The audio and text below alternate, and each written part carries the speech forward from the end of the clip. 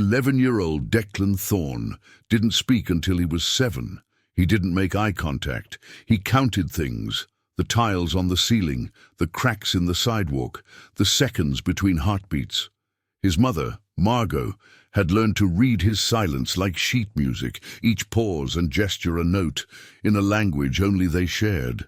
But there was one place where Declan's silence transformed into something else entirely: the old community theatre on Fletcher Street, where dust motes danced in stage light and forgotten props whispered stories of performances past. There, among painted backdrops and velvet curtains, Declan found a voice that didn't need words. He became kings and beggars, heroes and ghosts, speaking lines written by others because his own were too difficult to say. When his 6th-grade teacher, Miss Cordelia Vance, announced the spring play, Declan's eyes lit up for the first time in months. But enthusiasm turned to dread when he realized what came with performance: an audience, specifically an audience of classmates who mocked his stims, imitated his monotone voice, and left his lunch table empty every single day. One afternoon, after another brutal dismissal by his peers, Declan did something extraordinary.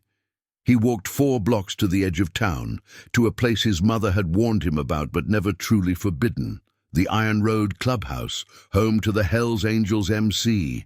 There, amid the rumble of Harleys and the scent of motor oil, he found a man named Rook, 6'4", scarred and silent in his own way. Declan didn't ask for protection. He didn't ask for revenge. He simply handed Rook a hand-drawn invitation to a middle school production of The Velveteen Rabbit, and said 7 words that would change everything: "Nobody else is coming. Please come." What Declan didn't know was that Rook had a brother once, a boy who never got to speak his truth, who died alone in a world too loud and too cruel. What Declan couldn't have predicted was that by dawn, 80 motorcycles would be ready to ride, and an entire community would learn that some promises are written in asphalt and kept in leather. This is a story about the boy who invited warriors to watch him become real. Declan Thorne counted the fluorescent lights in the cafeteria, 18, 3 of them flickering. He counted the steps from his locker to homeroom, 72 if he avoided the crack near the water fountain, 74 if he didn't. He counted his breaths during silent reading time, making sure each one matched the rhythm of the second hand on the clock above Miss Vance's desk. If you're watching from another country or time zone, drop a comment below and tell us where this story found you. We read every single one.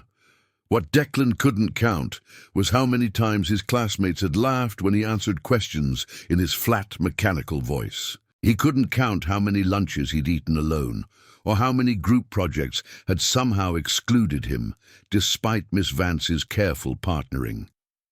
Numbers were safe, people were not, but the theatre was different. The old Fletcher Street Playhouse sat 3 blocks from Declan's apartment, a brick building with peeling paint and a marquee that hadn't been updated since 1987. His mother took him there on Saturdays when she could afford the community classes, $5 for 2 hours of magic. There, under the guidance of an elderly director named Mr. Ames, Declan learned that he could be someone else entirely.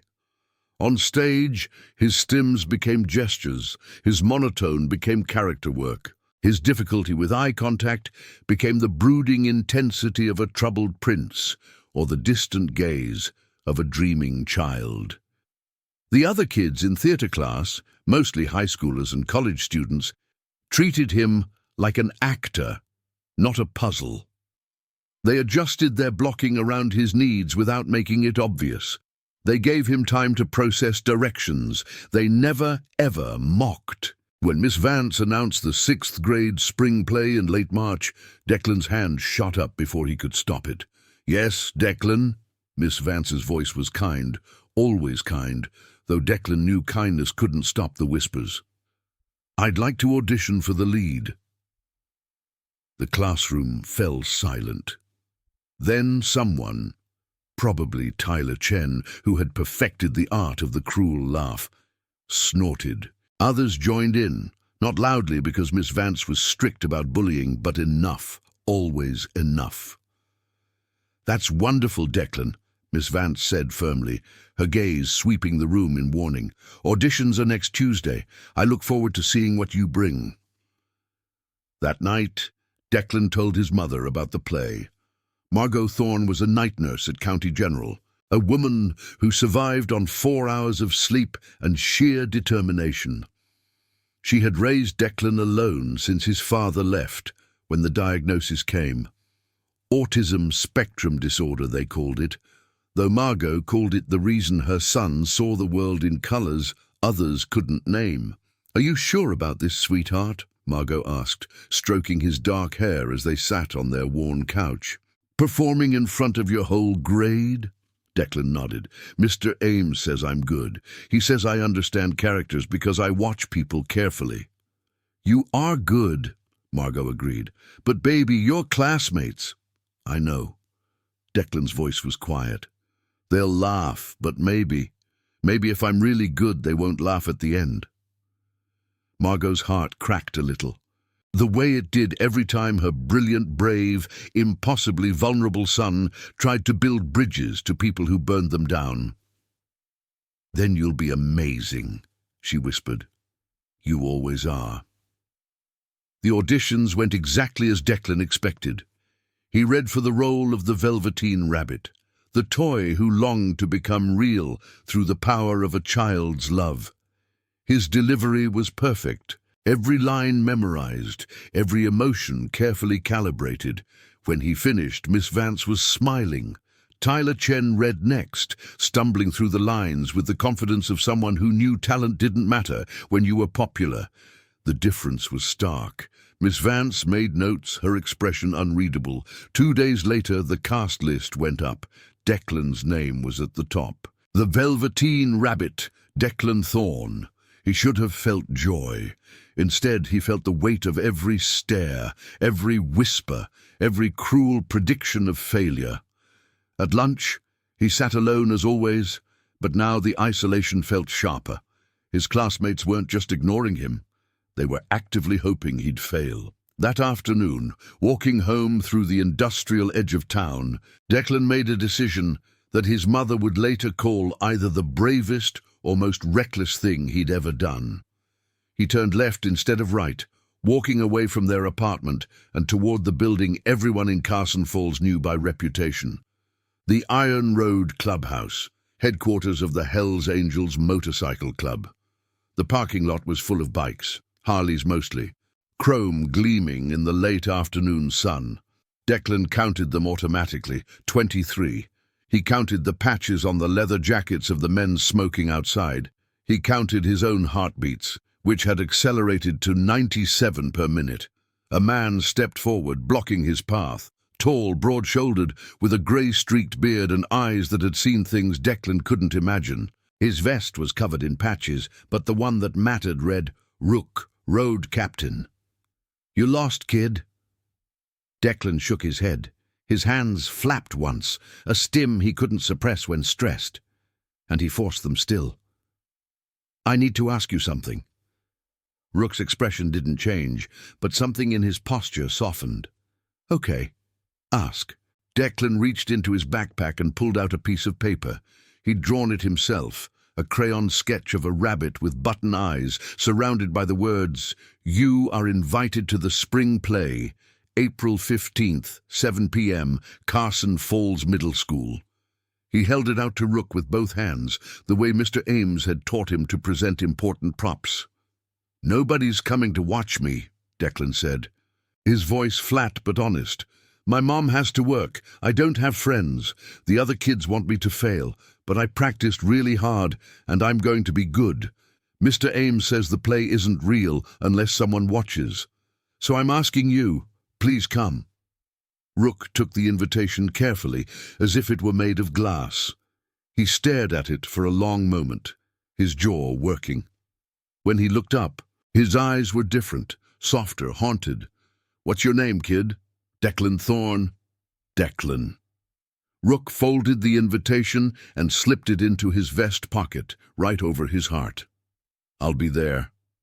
"Thank you," Declan said. Then, because his mother had taught him manners even when his brain forgot social rules, he added, "You can bring friends if you want. There are a lot of empty seats." Rook's mouth twitched, not quite a smile but close. "I'll see what I can do." Declan nodded and turned to leave, counting his steps as he walked away. He didn't see Rook pull out his phone. He didn't hear the message that went out to every chapter within 200 miles. "Kid needs us, April 15th, be ready." But he would see the result. The whole town would. Rook Madsen didn't sleep well that night. He lay in his small room above the clubhouse, staring at the water-stained ceiling and thinking about a boy who'd been dead for 15 years. Daniel Madsen, younger brother, best friend. The kid who saw the world sideways and paid for it every single day of his short life. Danny, who lined up his toys by color and cried when the tags in his shirts scratched his neck. Danny, who the other kids called retard and freak until the words became heavier than Danny could carry. Rook had been 17 when it happened, already wearing the prospect patch, already trying to prove he was harder than the scared big brother who couldn't protect the one person who mattered. He came home from a run to find his mother screaming, the ambulance silent in the driveway, and Danny's body swinging gently from the oak tree in their backyard. No note, just Danny's favorite red shirt laid carefully on his bed, folded the way he always folded things, corners precise, edges matched. Rook had promised himself then that he'd never let another kid suffer alone like that. But promises were easy when you were drunk on grief and rage. Keeping them required something else entirely. He got up at 2:47 a.m., pulled on jeans and boots, and walked downstairs to the clubhouse common room. The smell of stale beer and cigarette smoke greeted him, along with the sound of late-night poker. 4 brothers sat around the scarred oak table. Flint, their club president, Maddox, the sergeant-at-arms, and 2 others whose road names Rook had known for 20 years. "Can't sleep, Rook?" Flint asked, not looking up from his cards. He was a man who'd seen combat in 3 wars and could read silence like most people read newspapers. "Got a favor to ask," Rook said. That got everyone's attention. Rook didn't ask for favors. He didn't ask for anything, really. He rode. He kept the club's roots safe, and he stayed out of drama. When Rook spoke, it meant something mattered. "I'm listening," Flint said, setting down his cards. Rook pulled out the crayon drawing and laid it on the table. 4 sets of eyes studied it. The childish rabbit, the careful lettering, the date and time written in purple marker. "A kid came to me today, 11 years old, on the spectrum. He's got the lead in his school play, and nobody's coming to watch, not his classmates. His mom's working. He walked 4 blocks through the industrial district just to ask if I'd show up." Maddox picked up the invitation, his scarred knuckles gentle as he turned it over. "He drew this himself." "Yeah, and you said yes." "I said yes." Rook met Flint's gaze. "But I want to do more than just show up. I want to fill that auditorium. I want that kid to look out and see a sea of leather, to know that someone's got his back. I want his classmates to understand that mocking someone who's different isn't just cruel. It's stupid, because you never know who's watching." Flint was quiet for a long moment. Then he smiled, the kind of smile that had terrified enemy combatants and crooked cops alike. "How many seats in a middle school auditorium?" "Standard capacity's about 200, then we're going to need to make some calls." Flint stood, already reaching for his phone. "Every chapter within 5 hours, every independent who owes us a favor, every brother who remembers what it's like to be the kid nobody wanted." "Flint," Rook started, but his voice cracked. "You think you're the only one who lost someone?" Flint's voice was gentle now. "Maddox's nephew killed himself at 14. My daughter got bullied so hard she spent 2 years in therapy. This isn't just about your brother, Rook. This is about every kid who ever felt alone." By dawn, The calls had gone out. By noon, the confirmations were rolling in. 83 riders total, from 7 different chapters and 2 independent clubs that had buried the hatchet specifically for this. The Iron Road MC, the Devil's Covenant, the Asphalt Saints, the Northern Kings, solo riders from as far as Montana and Colorado. Men and women who'd seen the worst of humanity and still chose to show up for the best of it. Rook didn't tell Declan. The kid had asked for one person, and expecting more felt like setting him up for disappointment. Better to let it be a surprise. Better to let him see what it meant when someone kept a promise. Declan threw himself into rehearsals with the intensity of someone who understood that perfection was his only defense. Miss Vance ran practices every day after school, and Declan was always the first to arrive and the last to leave. He memorized not just his lines, but everyone else's too. He studied the blocking until he could walk it with his eyes closed. He practiced his stims in front of the mirror, learning to channel them into the rabbit's longing, his trembling hope, his desperate wish to be real. The other students in the cast were a mixed group. Most were kind enough, or at least professionally neutral. A girl named Bex, short for Rebecca, played the boy who loved the rabbit. She had dyed purple hair and wore band t-shirts, and she treated Declan with the easy camaraderie of someone who'd been an outsider herself. "You're really good at this," she told him after a particularly emotional scene. "Like, seriously, you make me believe the rabbit's alive." Declan didn't know how to respond to compliments, so he just nodded. But inside, something warm unfurled in his chest. Tyler Chen played the skin horse, the wise old toy who tells the rabbit about becoming real. He was adequate at best, but he had the confidence of someone who'd never been told he wasn't good enough. During breaks, he made jokes at Declan's expense, subtle enough that Miss Vance didn't catch them, but obvious enough that everyone else did. "Hey, Declan, you think your mom's going to show up with bells on?" Tyler asked one afternoon, his voice dripping with false concern. "Oh, wait, she has to work, right? That's too bad. Guess you'll just be performing for empty seats." Declan's hands started to flap. He caught himself, pressed them flat against his thighs, and counted to 23. "Someone's coming," he said quietly. Tyler laughed. "Who? Your imaginary friend?" Someone promised. "Yeah. Who?" Declan didn't answer. He learned that the truth was sometimes too strange for people to believe, and silence was safer than mockery. But Bex heard, and after practice, when Tyler had gone home, she found Declan organizing props by size and color. "Who's coming?" she asked, not unkindly. Declan considered lying. Then he remembered Rook's eyes, the way he'd handled the invitation like it mattered. "A friend. Good." Bex smiled. "Everyone needs someone in the audience. It makes the performance real." That was exactly what Mr. Ames always said. Declan felt that warm thing in his chest again. The weeks passed in a blur of rehearsals and anxiety. Margot worked double shifts to try to get the night of the play off. But County General was understaffed, and her manager was unsympathetic.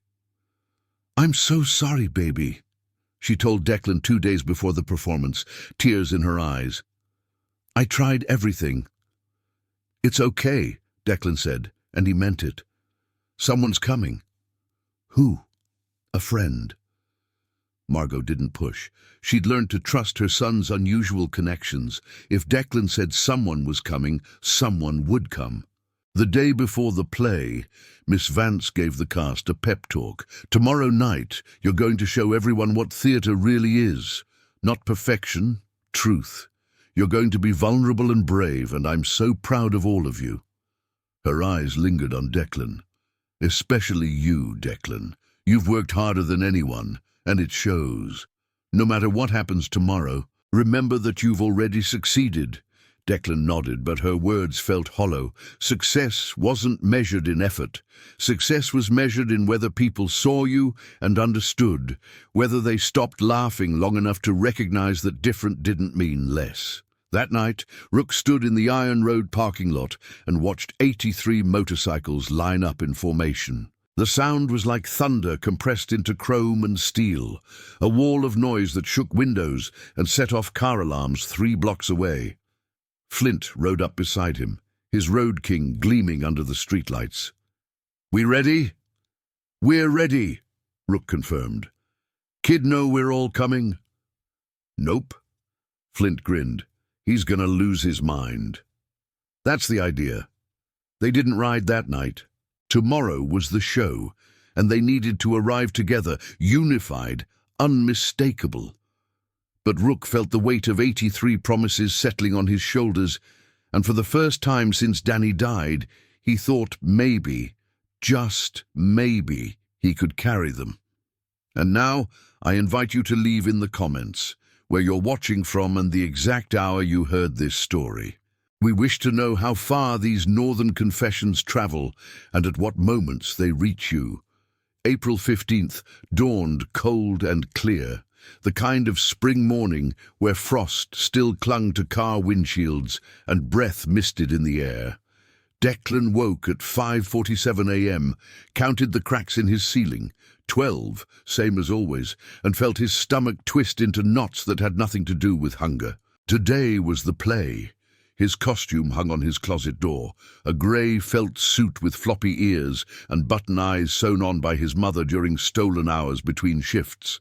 It looked professional, almost magical. Margot had stayed up until 3 a.m. finishing it, then left for her shift at 6 a.m. She'd left a note on the kitchen table. "You're going to be amazing.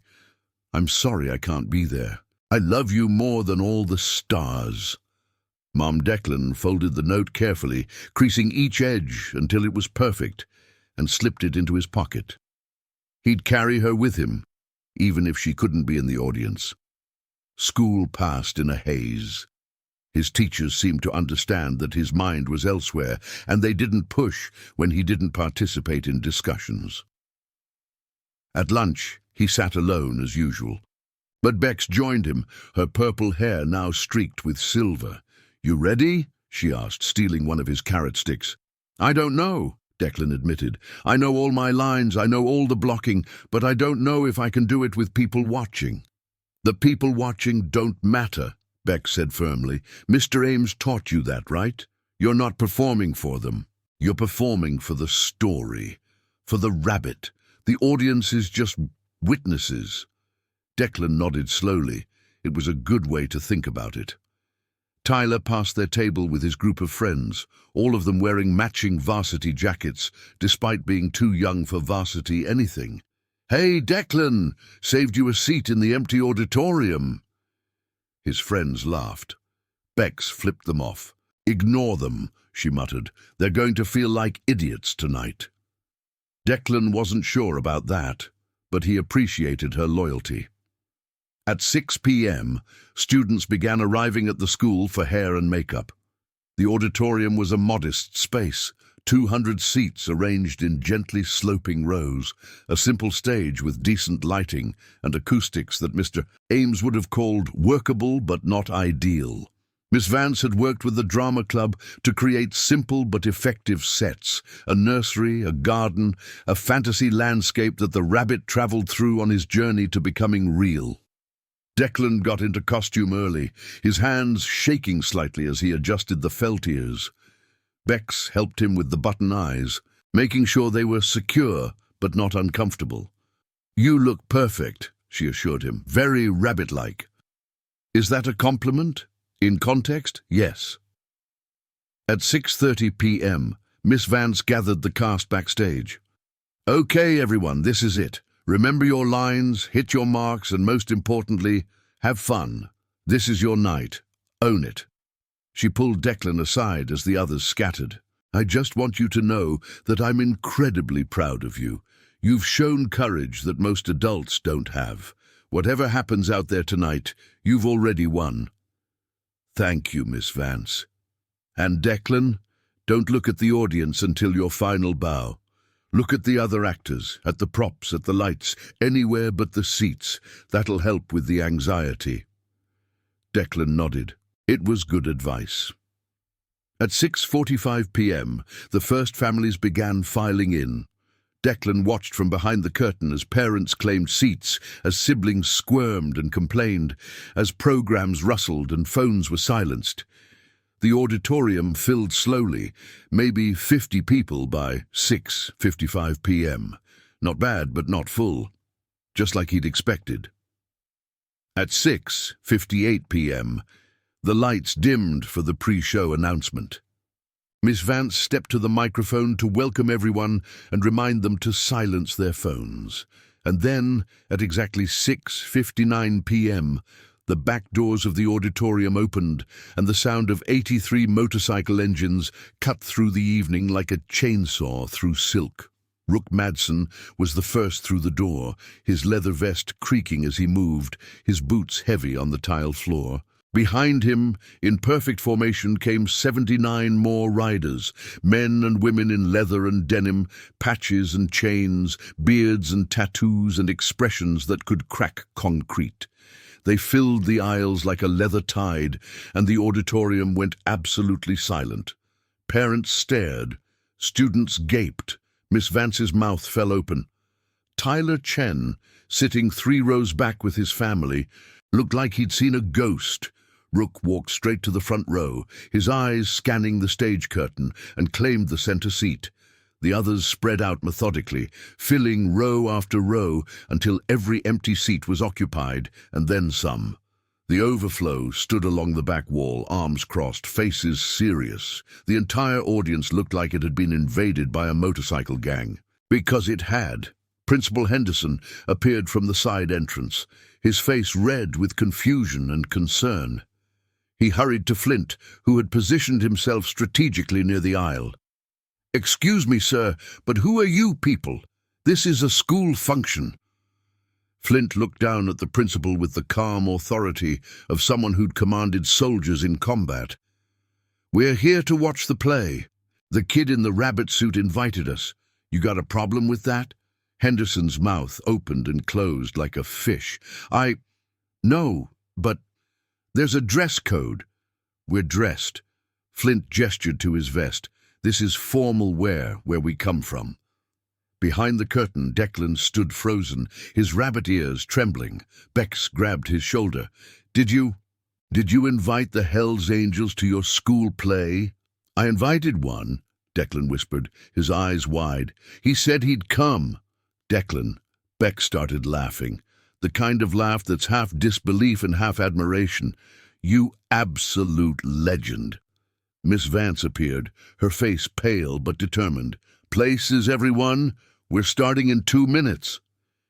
Declan took his position behind the nursery set, his heart pounding so hard he could hear it in his ears. 93 beats per minute, then 104, then 115. The lights went down. The audience, parents and bikers alike, settled into silence. And when the spotlight hit the stage and Declan stepped into view, transforming from a lonely 11-year-old into the velveteen rabbit who longed to be real, 83 bikers leaned forward in their seats and watched like their lives depended on it. The velveteen rabbit began, as all good stories do, with innocence and wonder. The boy received his rabbit as a Christmas gift, and the rabbit found himself among the other toys in the nursery. Declan moved across the stage with the careful precision he'd rehearsed for weeks, his body language capturing the rabbit's initial stiffness, the mechanical quality of something not yet alive. From the front row, Rook watched with an intensity that would have intimidated most performers. But Declan wasn't looking at the audience. He was inside the story now, his anxiety channeled into character, his stims transformed into the rabbit's nervous energy. Bex entered as the boy, her voice clear and confident as she picked up the rabbit and declared him her favorite. Declan's face, visible through the felt, showed the rabbit's confusion and cautious hope.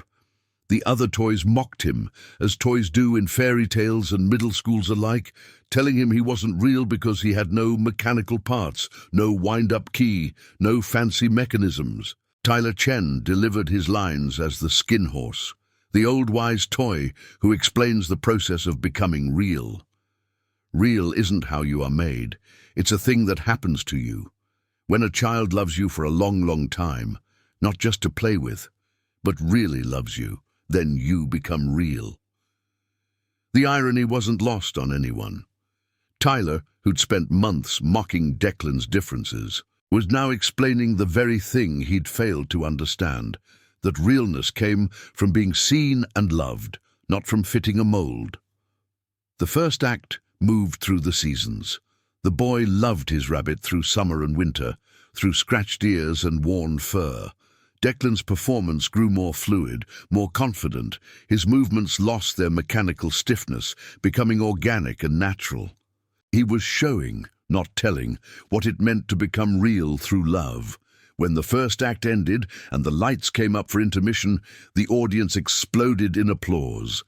But it wasn't the polite, obligatory clapping of a school function. It was genuine appreciation, led by 83 bikers who stood and cheered like they were at a concert. Rook's hands hurt from clapping. Beside him, Maddox wiped his eyes roughly, muttering something about dust in the ventilation.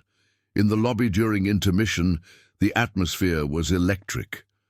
Parents who'd been nervous about the leather-clad invasion now found themselves sharing space with men and women who were surprisingly polite and enthusiastic about middle school theatre.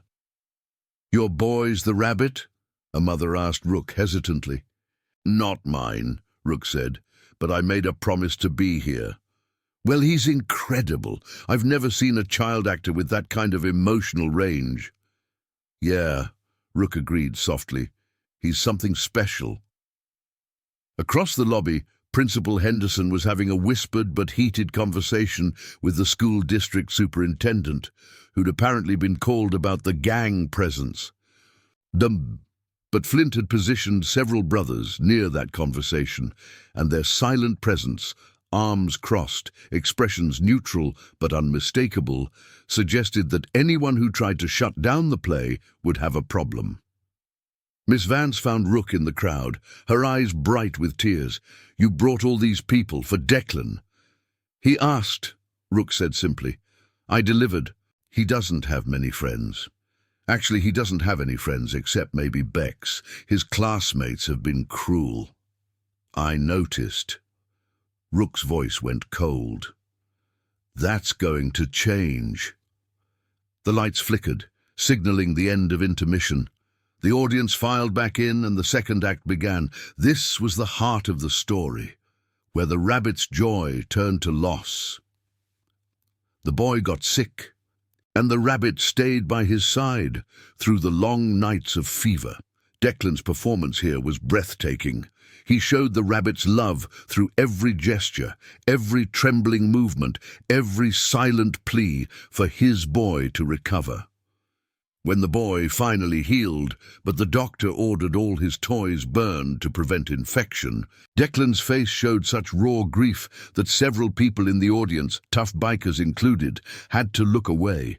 The rabbit was thrown in a sack, destined for destruction, but before the fire could take him, something miraculous happened. A tear fell from the rabbit's eye, his first real tear, and a fairy appeared. She transformed him from a toy into a real rabbit, with real fur and real legs and a real beating heart. Declan's physicality changed completely in this moment. He shed the stiffness, the mechanical movements, and became fluid and alive. He hopped across the stage with genuine joy, his body language screaming freedom and reality and the pure happiness of finally being seen for what he truly was. The final scene showed the boy, now recovered, playing in his garden. A real rabbit appeared at the edge of the woods watching him. The boy didn't recognize his old toy, but he felt something, a connection, a memory, a whisper of love that transcended form and time. "That rabbit looks just like my old velveteen rabbit," the boy said softly. "The one I used to love." The rabbit, now real, bounded away into the forest, and the lights faded to black. For 3 heartbeats, the auditorium was silent. Then it erupted. 83 bikers rose to their feet as one, and their applause was like thunder compressed into human hands. The parents joined them, and then the students, until the entire auditorium was standing, cheering, whistling, and stomping their feet. Declan stood frozen in the spotlight, his rabbit ears askew, his face shocked and overwhelmed. Bex grabbed his hand and squeezed, and they took their bows together. The cast joined them, all linked in a line, bowing to an audience that refused to stop clapping. Rook's vision blurred. He didn't wipe the tears this time, neither did Maddox or Flint or dozens of others who'd seen too much violence and too little beauty in their lives. This was why they'd come. This was why promises mattered, because a lonely kid had asked for witnesses and they'd shown up to tell him, "You are real, you are seen, you are enough." The applause finally died down, and the cast retreated backstage to change. Declan's hands were shaking as he removed his costume, but it was different from his usual anxiety. This was adrenaline, excitement, the electric aftermath of doing something terrifying and succeeding. Bex hugged him hard enough to crack ribs. "You killed it. Did you hear them? They went crazy." "I heard," Declan whispered. "I can't believe they came." "Believe it," Bex said fiercely. "You asked for help and they delivered. That's what real friends do." Miss Vance appeared, her mascara smudged, but her smile radiant. "Declan, that was extraordinary. I've been teaching for 15 years and I've never seen a performance like that. You understood that character in your bones." "Thank you." Declan's voice was still flat, still monotone, but his eyes were bright. "Did my mom make it?" Miss Vance's expression faltered. "I don't think so, sweetheart, but she had to work. It's okay." Declan folded his costume carefully, creasing the felt until it was perfect. "Someone else came instead." By the time Declan emerged into the auditorium, most of the families had left, but the bikers remained. They stood in clusters throughout the space, talking quietly among themselves, waiting. Rook was in the front row, exactly where he'd started. When he saw Declan, he stood and walked to meet him. They stood facing each other for a moment, the 11-year-old who counted everything and the man who'd stopped counting when his brother died. "You came," Declan said. "I promised." Rook crouched down so they were eye level. "And I brought some friends. Hope that's okay." "It's okay." Declan's hands flapped twice, a stim he couldn't suppress. "Thank you." "Thank you," Rook countered. "That was the best thing I've seen in years. You've got a gift, kid."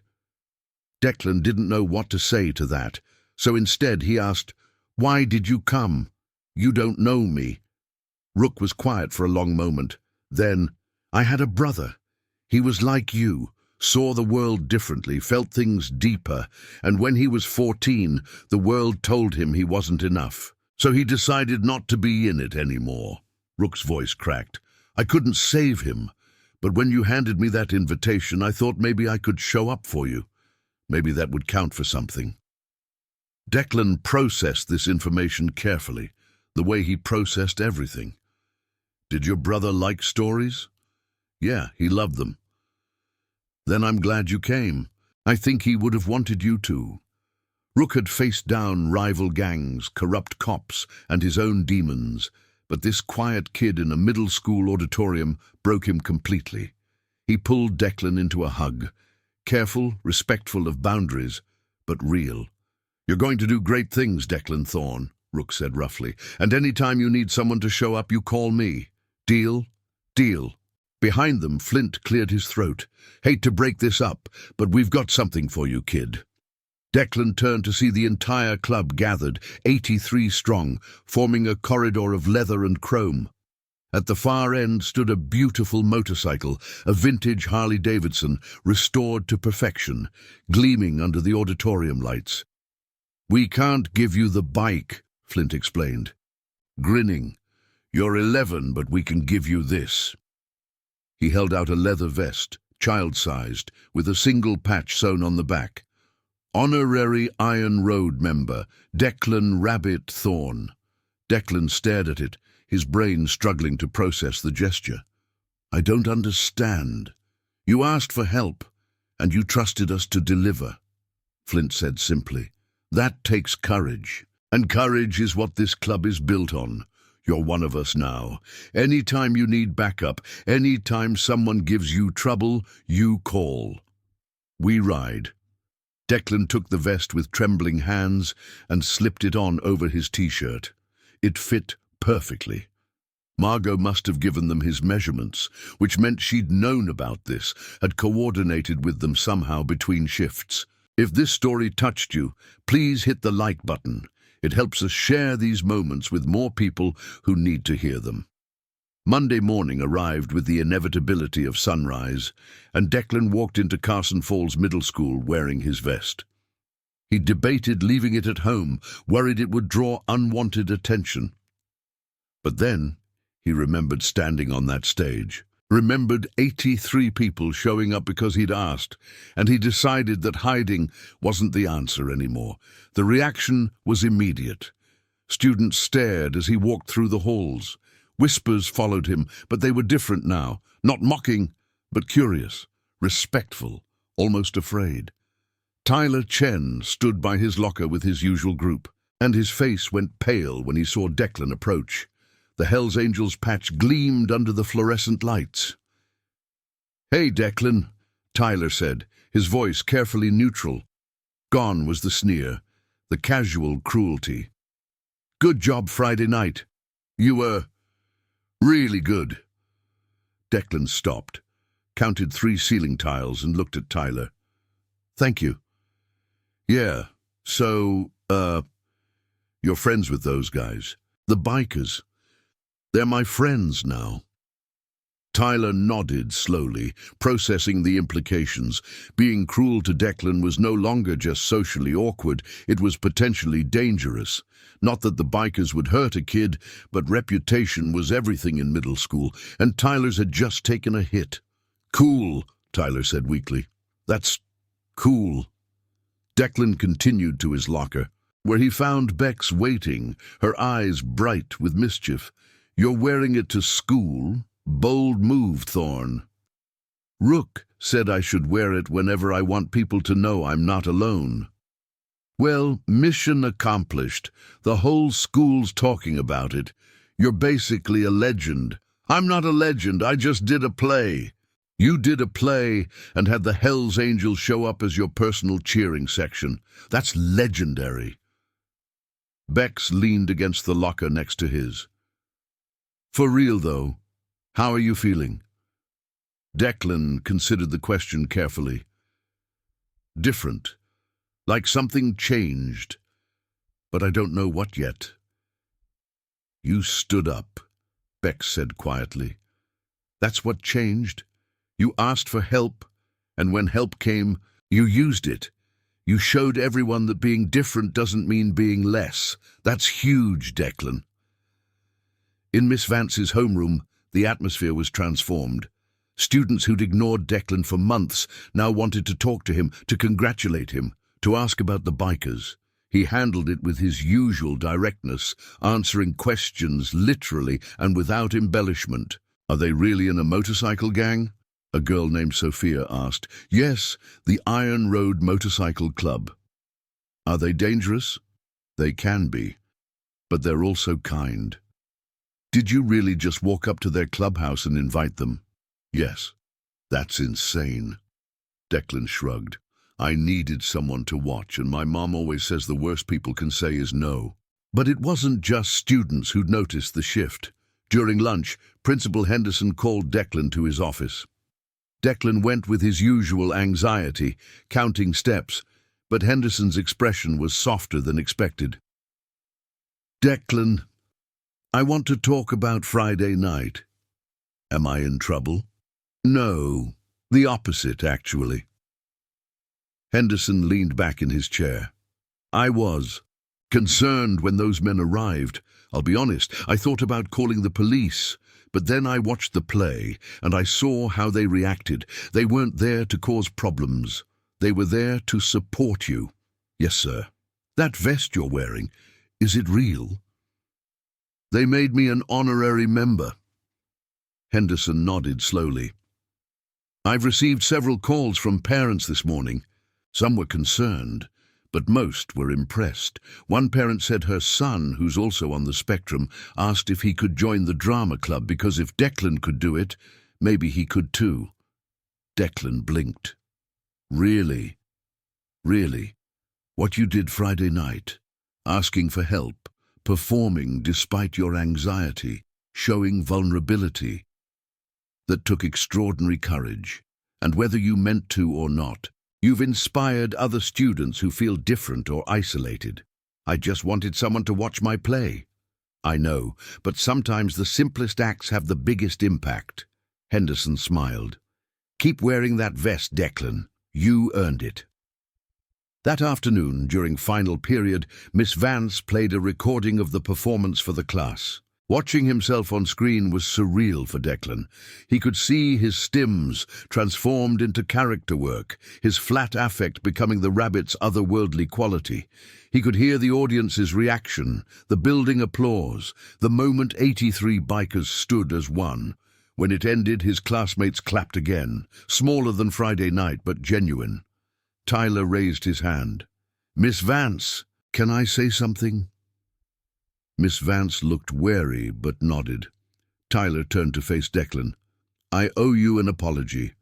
I was a jerk about the play, and I was a jerk before that too. You deserved better. You're actually really talented, and I'm sorry I didn't see that.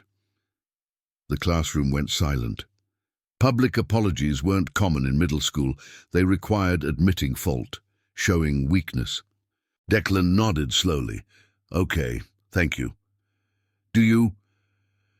Would you want to get lunch sometime? With me and some of the other guys? Declan considered this. Part of him wanted to say no, wanted to protect himself from potential hurt. But he thought about Rook's words. Any time you need someone to show up, you call me. Maybe, Declan said. I usually sit with Bex. You could sit with us. Tyler smiled, relieved. Yeah. Okay, that sounds good. After school, Declan walked to the Fletcher Street Playhouse for his regular class with Mr. Ames. The elderly director greeted him with a knowing smile. I heard about your performance, young man, and your unusual audience. You heard? Declan, 83 motorcycles showing up to a middle school play makes the news. Local paper called me this morning asking for a quote about my star student. Mr. Ames patted the chair next to him. Sit. Tell me everything. So Declan did, in his careful, literal way. He described the nerves, the performance, the standing ovation. He talked about Rook and the promise, about the vest and the shift in how people treated him. Mr. Ames listened without interrupting, and when Declan finished, the old director's eyes were misty. You understand what you've done, don't you? I did a play. You asked for what you needed. Mr. Ames corrected gently. You were vulnerable enough to say, I need help, and brave enough to accept it when it came. Do you know how rare that is? Most people suffer in silence because asking for help feels like weakness. But you showed everyone that it's actually strength.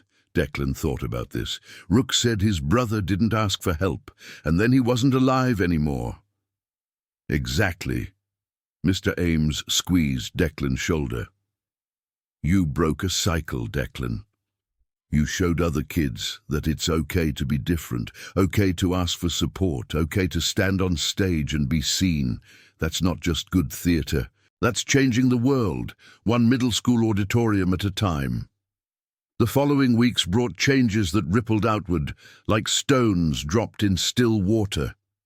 Declan's story spread beyond Carson Falls, first through local news, then social media, then national outlets hungry for feel-good content. Autistic boy invites Hell's Angels to school play, gets 80-member standing ovation, became a headline that circulated through Facebook groups and Twitter threads. Rook's phone started ringing with interview requests. He declined them all.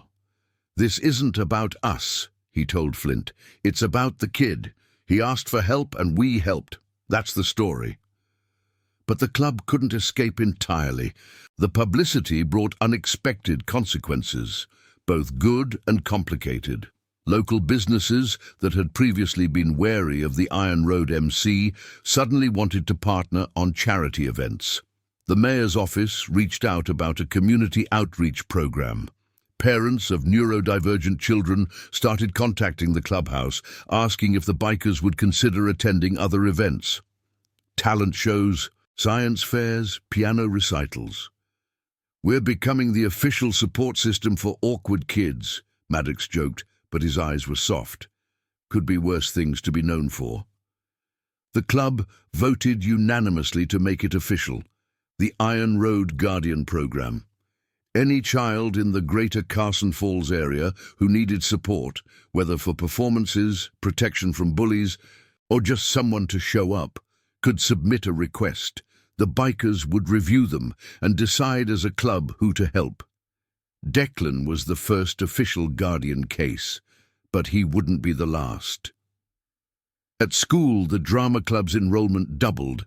Students who'd never considered theatre suddenly wanted to audition for the spring musical, inspired by Declan's success. Miss Vance found herself running 3 different groups to accommodate the interest.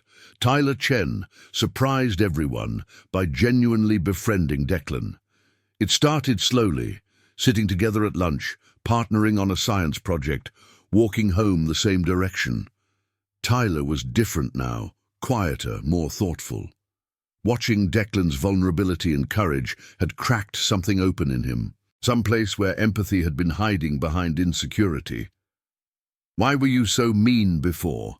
Declan asked one afternoon, his characteristic directness cutting through social niceties. Tyler was silent for a long moment. "I don't know. I guess. You were different. And different felt threatening somehow. Like if I acknowledged you were okay being yourself, maybe I'd have to look at how fake I was being. Are you still fake? Probably sometimes, but I'm trying to be less fake." "That's good," Declan said. "Fake is exhausting." Bex, watching this friendship develop, pulled Declan aside one day. "You know Tyler only changed because he's scared of your biker friends, right?" "Maybe at first," Declan agreed. "But he keeps sitting with us even when they're not around. I think he changed because he saw it was possible." "You're too forgiving." "No. I just understand that people can be mean because they're scared, and less mean when they're not scared anymore. That's not forgiveness. That's just observation." Bex hugged him. "You're a weird kid, Thorne, but you're a good one." Meanwhile, Rook found himself thinking about Danny more than he had in years, but instead of the usual grief and guilt, he felt something different: purpose. He started volunteering at the local autism support center, attending workshops about neurodivergence, learning how to recognize when kids needed help but didn't know how to ask.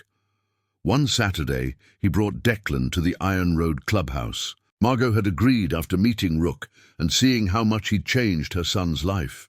The clubhouse was different than Declan expected, not scary or dark, but a community space with a kitchen, a pool table, and walls covered in photos of members and their families. "This is where I made my promise," Rook said, showing Declan the common room. "You handed me that invitation right here, and I knew I had to deliver." "Why?" Declan asked. "You didn't know me, because you reminded me of someone I lost, and because sometimes the only way to heal old wounds is to show up for new people." They spent the afternoon there, Declan meeting the other bikers who'd attended his play. Maddox taught him how to play poker, badly. Flint showed him the club's charter and explained what the patches meant. A woman named Crash, the only female member of Iron Road, gave him a tour of her custom Harley and let him sit on it, posing for photos. By the time Margot picked him up that evening, Declan was exhausted but happy, his hands flapping with excitement as he told her about everything he'd seen. "You've found your people," Margot said softly, watching him in the rearview mirror. "I have 2 sets of people now," Declan corrected. theatre people and biker people, and they're both good. At the next city council meeting, Flint stood to address the community. The room was packed with residents, many of whom still viewed the motorcycle club with suspicion despite the recent positive press. "I'm not going to pretend we're saints," Flint said, his voice carrying authority. "We're not. We've made mistakes, broken rules, lived rough lives. But when a kid asked us to show up, we did, and we'll keep doing it. Because the future belongs to kids like Declan, the ones brave enough to ask for help and trusting enough to believe it'll come. If this community wants to judge us for supporting that, go ahead, but we're not stopping." The room erupted in applause, not universal but significant. Change was happening slowly, messily, but real. 3 months after the play, on a warm June afternoon, Declan stood in the wings of the Fletcher Street Playhouse, preparing for his first community theatre production. Mr. Ames had cast him as Peter Pan, a role that required flying harnesses, sword fighting, and elaborate fantasy sequences. His mother sat in the third row, having finally secured a Saturday night off. Beside her sat Rook, Maddox, and Crash. Behind them, 20 other Iron Road members filled the seats, joined by Declan's classmates, teachers, and members of the Autism Support Center. This time, Declan wasn't nervous, he was excited. Bex helped him adjust his Peter Pan costume, a green felt tunic with a feathered cap. "You ready to fly, Thorn?" "I'm ready. Remember, this audience already loves you. They're not here to judge, they're here to witness." "I know." Declan smiled, a rare, full smile that crinkled his eyes. "That's what makes it fun." The lights dimmed, the audience settled. And when Declan stepped onto that stage, suspended by wires, soaring above Neverland, he understood finally what the Velveteen Rabbit had learned. Real wasn't about being perfect. It wasn't about fitting in or masking your differences. Real was about being seen, truly seen, by people who chose to show up. From the front row, Rook watched with tears streaming down his face, not bothering to hide them anymore. Beside him, Margot reached over and squeezed his hand. "Thank you," she whispered, "for keeping your promise. Thank you for raising someone brave enough to ask." On stage, Declan delivered his lines with confidence and joy. He wasn't masking his autism. His stims were visible. His delivery still had that characteristic flatness. But it didn't matter. He'd learned to weave his differences into his performances, making them strengths rather than obstacles. When Peter Pan faced Captain Hook in the final battle, Declan's sword work was precise and practiced. When he delivered the famous line, "To die would be an awfully big adventure," the audience felt the weight of someone who understood what it meant to be afraid and choose courage anyway. The play ended with Peter Pan returning to Neverland, choosing eternal youth over growing up. But as Declan took his bows, he knew the truth. He was choosing the opposite. He was choosing to grow, to be vulnerable, to exist in a world that didn't always understand him, but was learning to make space. After the show, the Iron Road members gathered around Declan in the lobby. Flint presented him with a new patch for his vest, Guardian Program, Member Sushta 1. "You started something important," Flint said. "We've gotten 47 requests in 3 months, kids who need someone to show up for science fairs, Little League games, choir concerts. We can't make them all, but we're trying." "That's good," Declan said. "Everyone should have someone who shows up." Rook crouched down, meeting Declan's eyes. "You changed my life, kid. You know that. You changed mine first. You kept your promise. So did you." Rook gestured to the packed lobby, the community that had formed around one boy's courage. "You promised to do something brave, and you delivered. That's what counts." As the crowd dispersed and families headed home, Declan stood outside the playhouse with his mother, watching the motorcycles rumble away into the night. The sound was different now, not threatening, but protective. The roar of family chosen, promises kept, and courage answered. "How do you feel?" Margot asked, wrapping an arm around her son. Declan thought carefully, counting the stars visible above the city lights. 23. Then he smiled. Real, he said simply. I feel real. And in that moment, standing under the June sky with his mother beside him and the echo of motorcycle engines fading into distance, Declan Thorne understood what the Velveteen Rabbit had learned all those months ago on that middle school stage.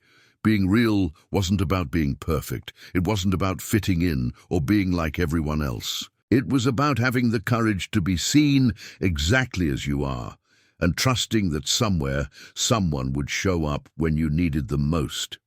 He'd asked for one person to witness his truth. He'd gotten 83, and that made all the difference. Thank you for watching this story. If it touched your heart, please subscribe to our channel and share it with someone who needs to hear that asking for help is strength, not weakness. Together, we're building a community where every voice matters, every difference is valued, and every promise is kept. Until next time, may you find the courage to ask and the grace to show up.